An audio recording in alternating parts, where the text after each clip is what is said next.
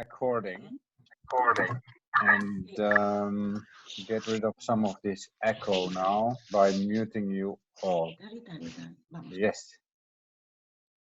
Oh, yes. Good morning, everybody, and welcome to our daily webinar at 8 o'clock a.m. New York time. Let me show you something, because I have something here that I'm very proud of.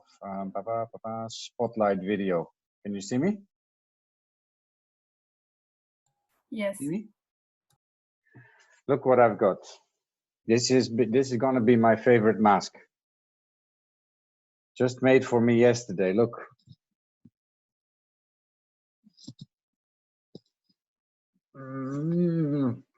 What do you think? Fashionable. It's a good one, Very huh? nice. Very stylish. And the other side, look.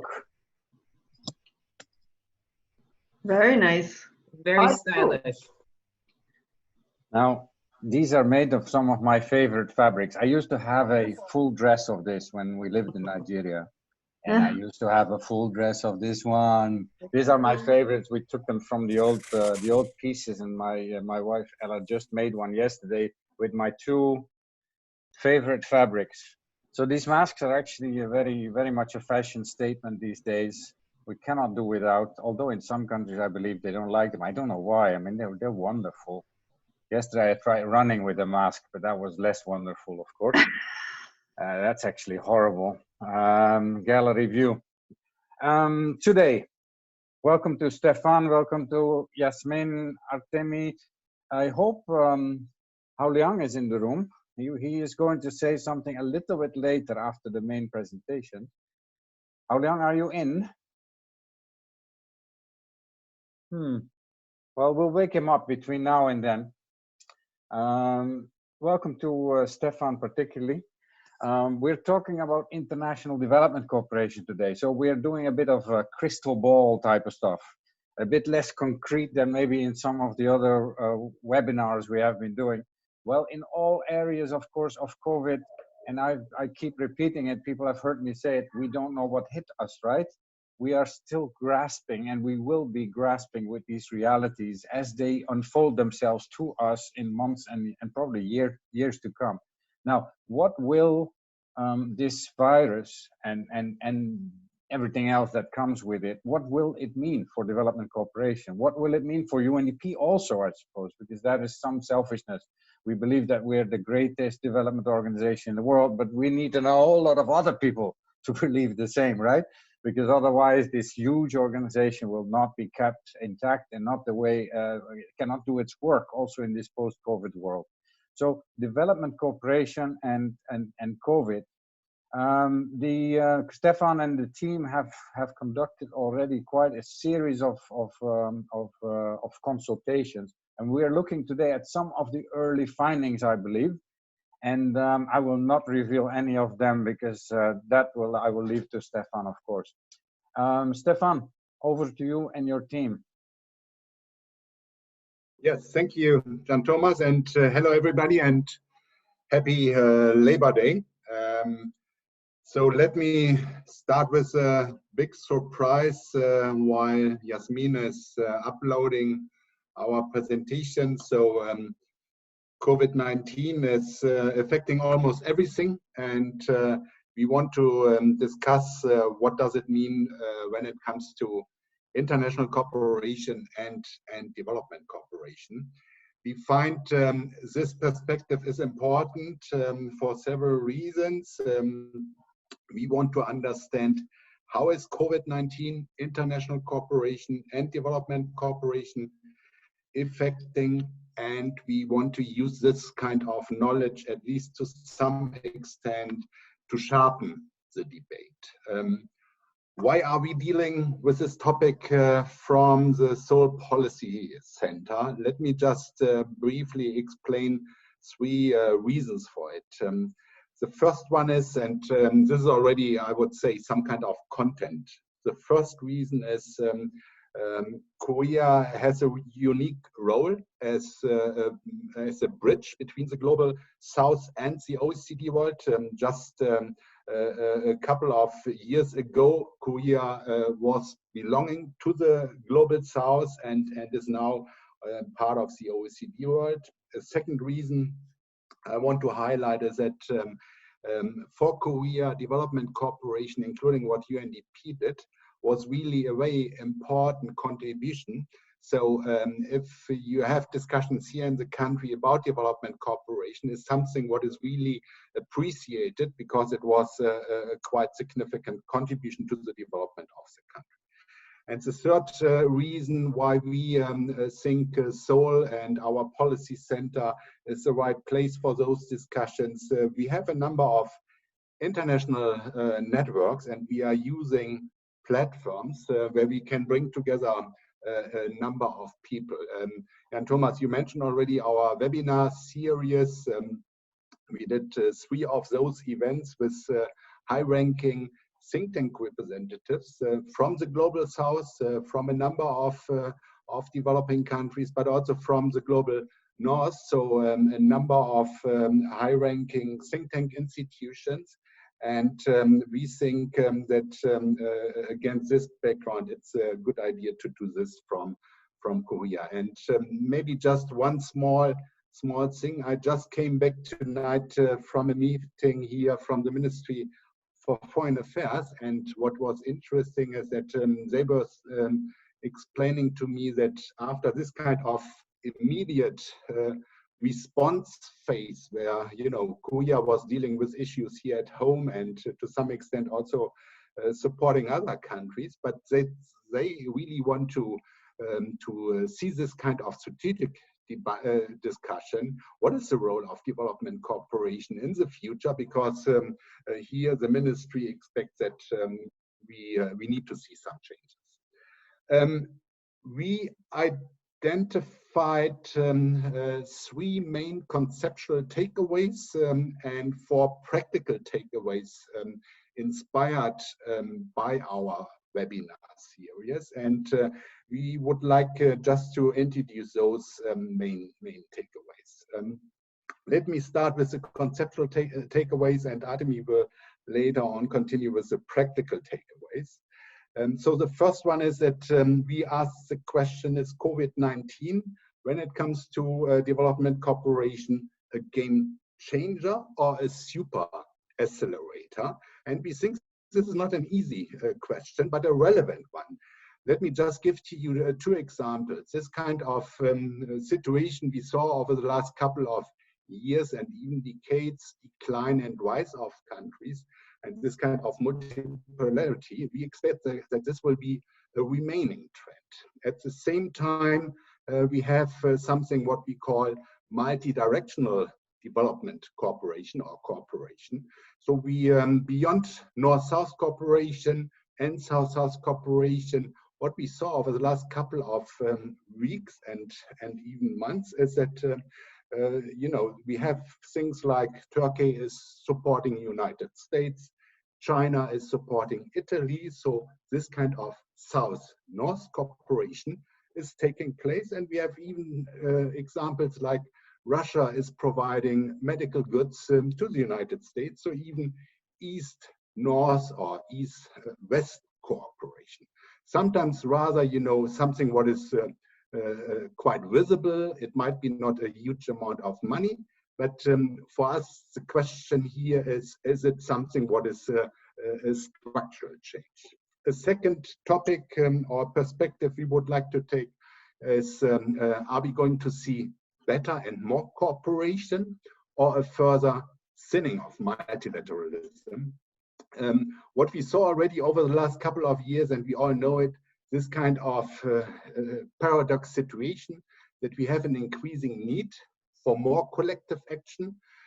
Just think about climate change challenges, but at the same time, we have a decreasing willingness for multilateral approaches. I just saw 1 hour ago an interview with the Secretary General of the United Nations where he was discussing this kind of dysfunctional multilateralism we are having at the moment. So this kind of paradox was already there, but is now more pronounced. What we are saying or asking, that we are probably not seeing something like a binary situation, multilateral approaches are existent or non-existent, but we have so many ways. Yeah, just think about this kind of club governance situation with the G20 and G7, and let's say the prominent role of the G20 was related at the beginning to the financial crisis 2008. We have what is called forum shopping, that countries go around, look for the institution which is suiting their interests, and of course a number of bilateral cooperation approaches. So this kind of question, what does it mean for cooperation and multilateral approaches, is very important. Our third main conceptual perspective is about potential or real trade-off between a quick economic recovery versus smart recovery or green recovery. As we all understand, there's a huge need in the OECD world, but of course also in developing countries to get back jobs, to create economic growth, etc. And what we are expecting is, of course, this kind of high pressure, which might lead to contradictions when it comes to environmental sustainability aspects. And we see it as a very important conceptual challenge for the next couple of months for all actors, including development cooperation actors, including UNDP. With this, I would like to hand over to Artem.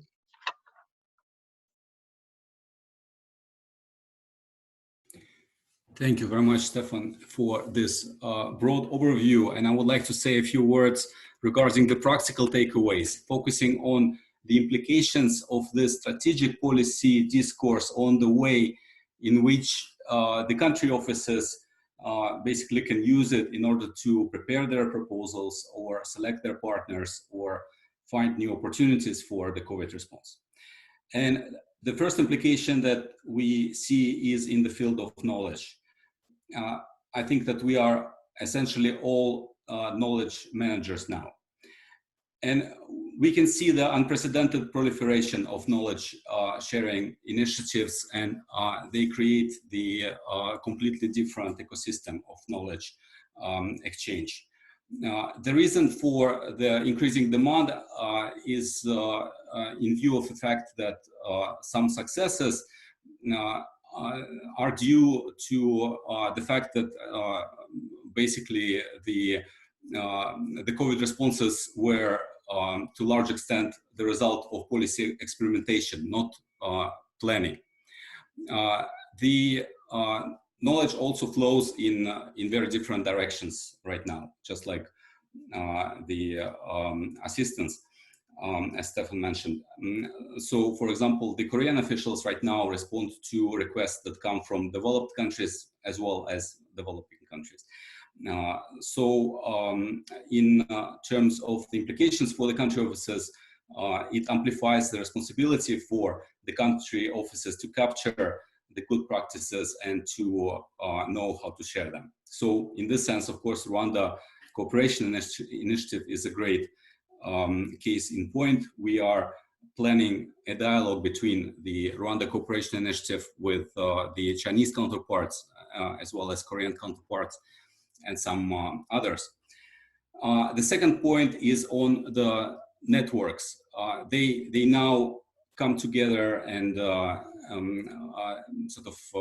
they break and they come together very quickly. For example, the international NGOs or the humanitarian organizations, they lost access to the refugee camps and they need to establish new partnerships, and they are already reestablishing some new partnerships in order to work in this area.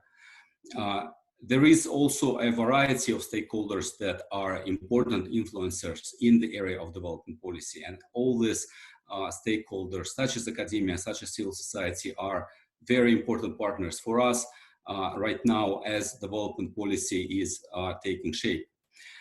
Well, during the dialogues, some experts highlighted the importance of regional cooperation. And some regional blocs indeed are preparing their strategies right now of response to COVID-19. NEPAD is a case in point. We just received their strategy for comments a few days ago. It was launched, I think, in April, but I think the same is happening in many other regions right now. And indeed, we believe that this is a very important moment for the regional integration, because before there was maybe too much attention towards other partners outside the region, and this is a good moment to look within. The third point is on the ongoing changes in development agencies.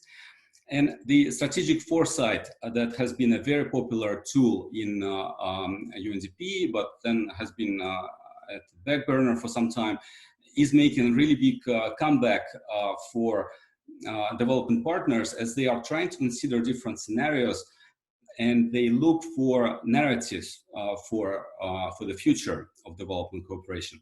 Now, this is an important issue also because well, not just because it influences the big picture, but also because it influences the immediate way in which we need to respond, in which we need to prepare our proposals. Well, and finally, the fourth point is to highlight the fact that the role of the country level development effectiveness mechanisms is receiving the renewed sort of relevance. And with COVID-19, they are taken to test as action platforms.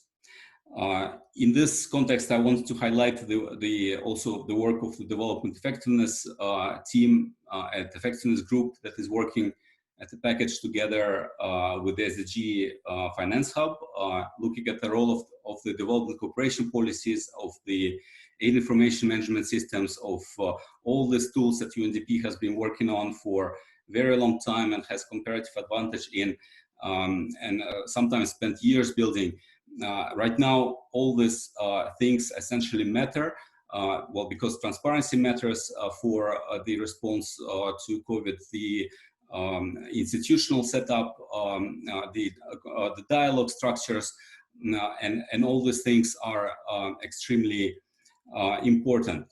Well, and of course, these platforms ultimately are also important for the delivery of the public goods. So fundamentally, there is no dilemma there.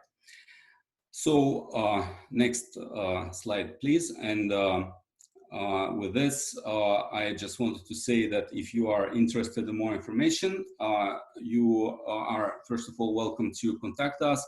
Also, based on the dialogues that we conducted as webinars that Stefan mentioned, we just published a blog. It just went online this morning. The link is provided. We started some substantive engagement on this basis with OECD, DAC, with UN Office for South-South Cooperation, of course, with the government of Korea and here in the region quite actively. We really hope that this sort of substantive engagement, as well as potentially sort of leadership in the policy debate, substantive debate, can potentially bring the tangible benefits to the country offices working on the COVID response at the country level. So with this, thank you very much for your attention. And thanks so much, Artem and Stefan. Very, very interesting insights from very early observations in this situation. Today, we're privileged to have also our director of our policy bureau, Hao Liang, in the room as a discussant and adding more depth to what the presenters have been saying. Hao Liang, why don't you say something so you pop up on my screen as well? Thank you very much, Jan Thomas and Stefan, for this presentation, and Artemi. I would like to really maybe listen to a bit more discussions and then can come in. But what I can say now is that this COVID-19 crisis is testing the way that multilateral cooperation is being carried out. and it is testing the strength of the multilateral system. We know that 18 of the 20 most affected countries are in fact OECD countries. Okay, so this means that in the next few years, the ODA is going to be put under extreme pressure. So when the multiple funding appeals are going to the same set of donors, how will the international system prove their value, right? Prove their value added in dealing with such a global crisis? I think is going to be challenging. And also in terms of international cooperation,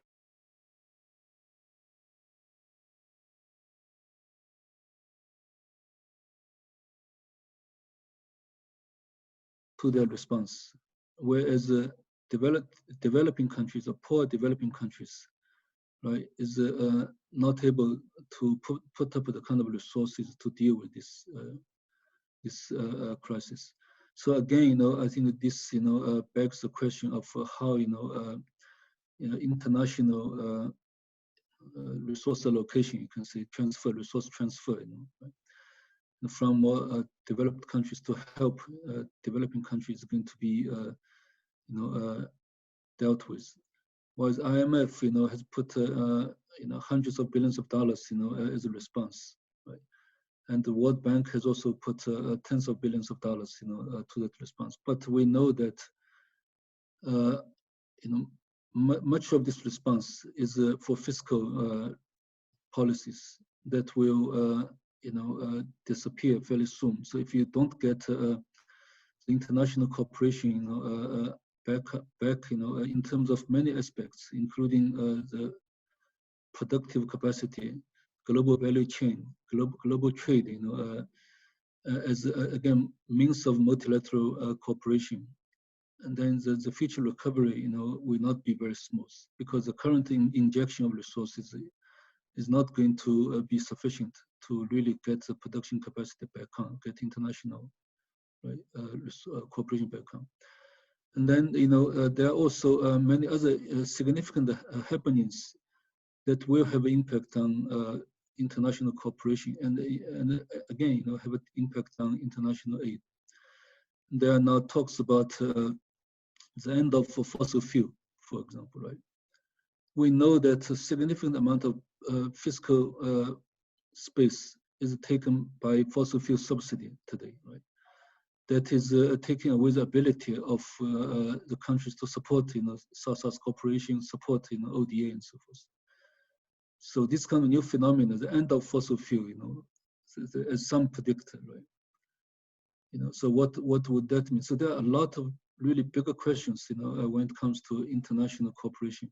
I think the presentation we heard today is interesting because it asked a lot of questions, that we need to think through.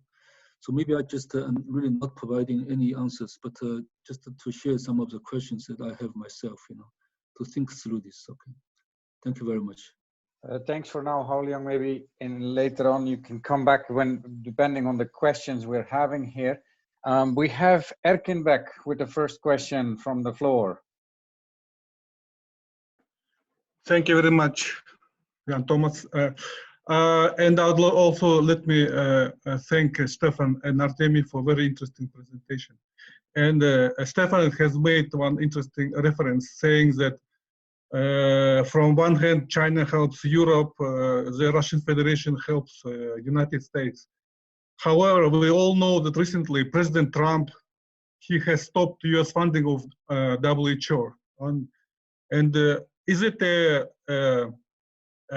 isolated action or is it a trend setting? Because it may also affect the development cooperation. What do you think about that? Thank you.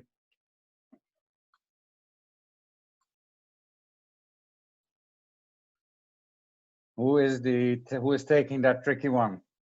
Is this WHO defunding just the start of a trend, or is it a fluke by a particular person? Yeah. Shall I just respond to it? I mean, I don't have a crystal ball in front of me, so I don't know it. You do. That's why we brought you here today. Come on.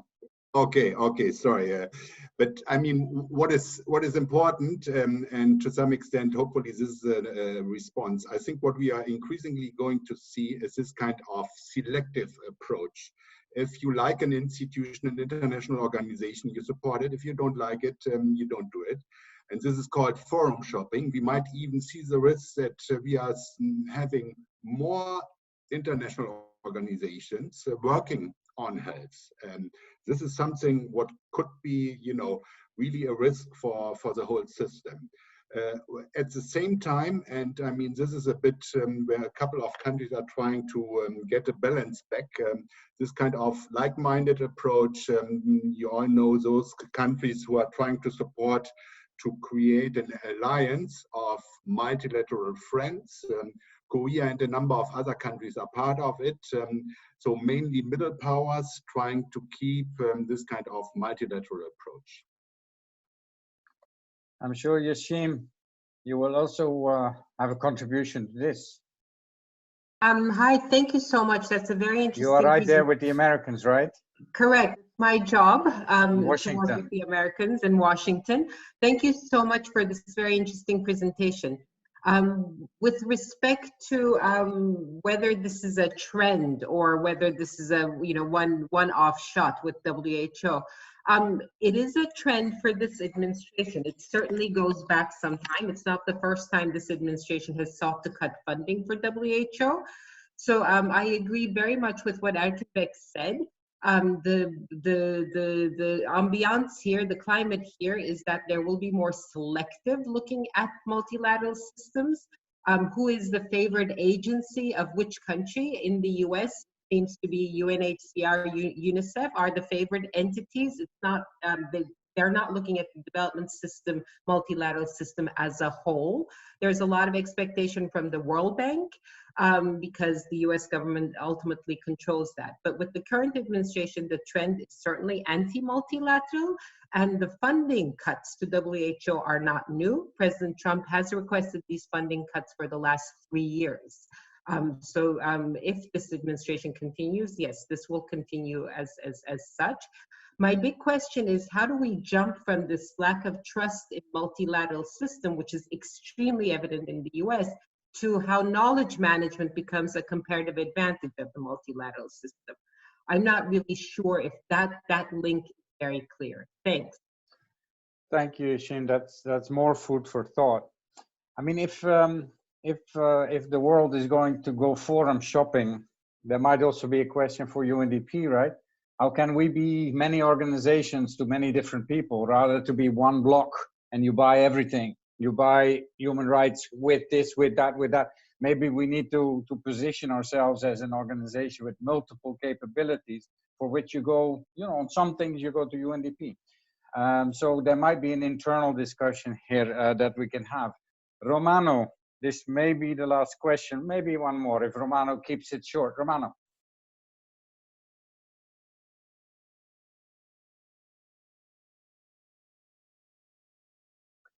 Romano. I'm sorry about this. So I wanted to ask a little bit about the Belt and Road Initiative. I think what we're seeing here already in terms of our own daily lives and procurement, we're relying on China a lot. And as you were saying, Hao-Liang, it's the OECD countries that are going to be hit the most. And then what's going to end up happening at the end of this is that the country that may end up with the greatest liquidity is China itself. And no doubt they're going to push for the Belt and Road Initiative as being central to everything. We all have read and know about what could be the pros and cons of the Belt and Road Initiative. If so, if that becomes the port of call, the first port of call for many of the LDCs who are our partners, where do we fit into that, into this bilateral program where we are, a multilateral institution par excellence? Again, no answers from me, but very curious to hear everybody else's views. Yeah, I don't mind answer this question, Jan Thomas. Yeah, I'm answering this not because I'm Chinese, but I come from China, right? Yeah. So I think I mean, this COVID-19 crisis also has become a geopolitical issue, obviously, right? Because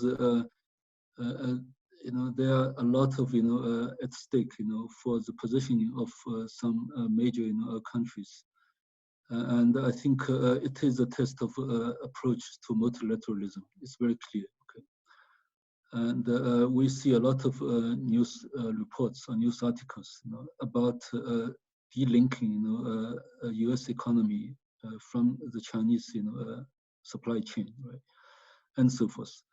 But I think for any of us who studied international trade, international economics, we know that international trade developed because it is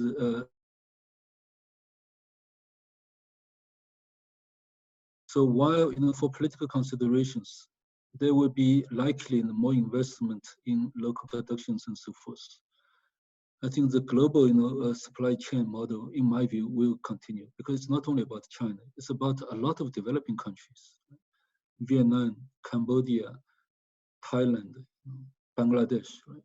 So all these countries, are dependent on international supply chain, a model to develop the economy and to develop the standard of living for the people. So, so it's not just about China; it's really about the international trading system and the economic, organizational system. And about Belt and Road specifically, and you can see that even today, okay, China is still the biggest factory of the world. It's just a reality. For all the health procurement, most production is provided by China. Even when UNDP or the UN agencies, other UN agencies want to procure PPE or other equipment, ventilators and other equipment, even if they go to the European, their long-term contract holders, most contract holders go back to China to source. Right? So in a way, so this system of international system of production, value chain, supply chain will continue. For Belt and Road, a lot of it is investment. It's not international aid, right? So I think there is a misunderstanding that Belt and Road is China's aid project. It is not. I would argue. Okay? A lot of it is investments oriented projects that may provide a lower interest rate than the prevailing commercial rates, but it's not necessarily concessional ODA rates. Right? So you need to look at the Belt and Road in many different ways. Some are state actions, some are purely private sector actions. And as a result of the COVID-19, I can tell you, I'm sure a lot of Chinese investors or companies, private individuals, are losing their investment big time, obviously. So, so I think how this will play out and so forth, we needed to see. I think the state policy, China's government policy, to support Belt and Road will continue. And but in what way, what shape, in what financial strengths, I think this all remains to be seen. We can spend more time to talk about geopolitics of that, because in the UN there are also discussions of, the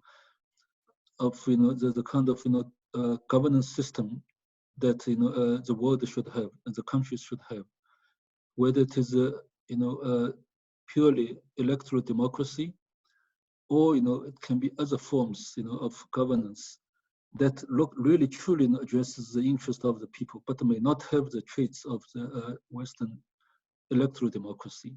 So how do we define the quality of governance? How do we look at the outcome of governance? So there are also debates in the UN, among member states and so forth. So these are all the questions that are put forward now more seriously as a result of this crisis over here. Thanks so much, Hao-Liang. This is a great illustration, I think, how in half an hour's time we can ask more questions than anybody can answer in a year, but also how a thinking development organization can play with these things forward. And maybe there's no need to wait for anybody to set up a webinar, right? On TeamSpace, we can discuss all these things. We have a channel on partnerships, etc.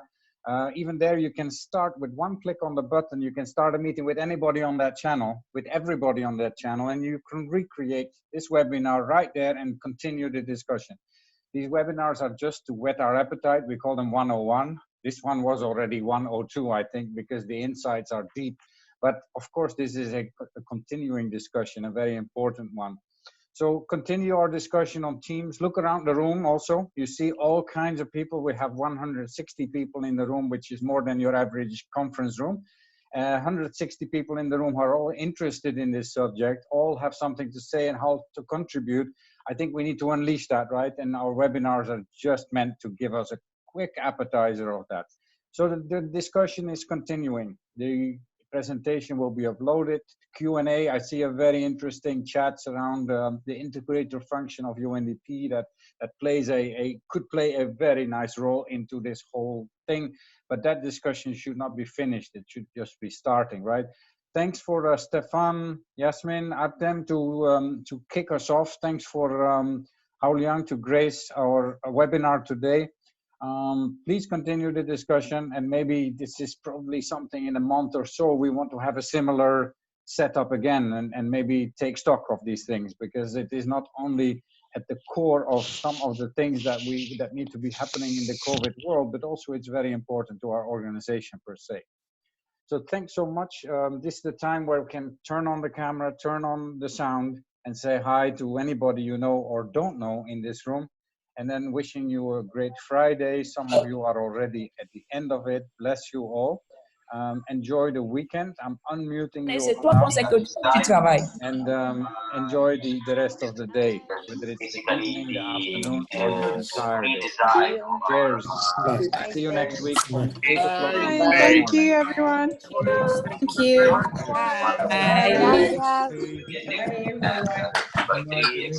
Thanks, Stefan. Well done. Very interesting stuff. Thank you. Bye bye. Thank you. Bye bye. I'll see you on Monday. Bye bye. Receive it. It was shared yesterday by. Thank you very much. Bye bye. Yesterday by Asako. Bye. Compendium of everything under the sun that exists. So this is the famous COVID-19 toolkit, right? I've been looking for that one. We're listening into this is JD with Luca, I think. It's been in the making for the last, I think, 4 weeks. Let's listen what they are saying. This must be high secret. But it's still structured around the 3 pillars of our response, right? However, cheers to all. The Secretary General issued the UN framework for socio-economic recovery. And it's a document that has a lot of input from UNDP. It is an interagency document. Stefan, I will share the questions in the chat box with you and the team. Yes, and then what we usually do is that we share a Q&A afterwards, so you can fill in the questions, and then we'll share it on Teams in a few days. Okay, I'll share it with you in a bit.